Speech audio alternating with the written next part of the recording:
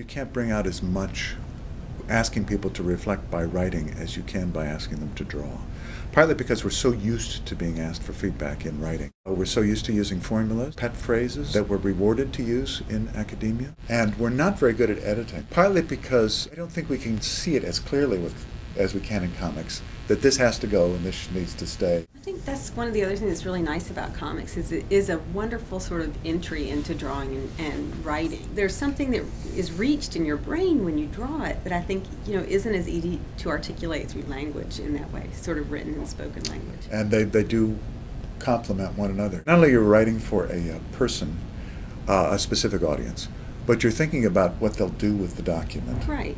And because you think about what they'll do with the document, you're designing a document, you're not just writing a document. It really does help people understand a story in a way that just writing alone doesn't. I think, and there's also so much, the whole saying of a picture's worth 1,000 words is really true. You can be part of that story as sort of a voyeur, or in some instances, the narrator will address you personally, which is a completely different thing, as though you're sitting across from that person having a cup of coffee and they're telling this story to you, which is, a very different feel when you're reading something. It really does help you be analytical and evaluative about yourself. Absolutely. I have certain cartoons about me saying foolish things in class. Mm-hmm. And then I have the students there with thought balloons, either blah, blah, blah, Yeah.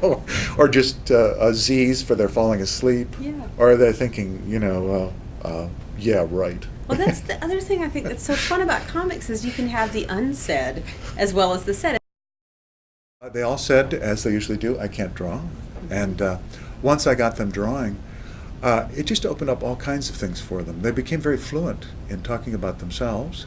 And they learned the things you want them to know about writing, which partly is writing concise documents, to use a lot of visual cues in the documents. The importance of white space. Absolutely. I had some of my freshmen in my freshman seminar said, I learned the importance of silence, the pause, so that you can then have a gap in between the next thing that happens. And you learn pacing. Yeah. Oh, absolutely. Time. This is something we haven't even talked about. You have to be very precise in how you do it. And so when you have a comic and you limit people and you say 6 panels, 1 page, that's a real tight structure to work within. Part of this is helping to accommodate different learners. We realize some people are verbal, and I don't mean to cut that off, but they're also visual.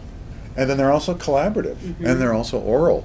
And the thing is that we're widening all of that. The other thing is comics in the classroom are really great for reaching students who English is not their first language, because they can still follow what's going on. I think drawing causes you also to slow down and really get to know the subject that you're drawing. 2 stick figures communicate just as well as 2 photographic portraits. And it's not a gimmick that we're talking about. It's the fact that every document should say, I'm talking to you.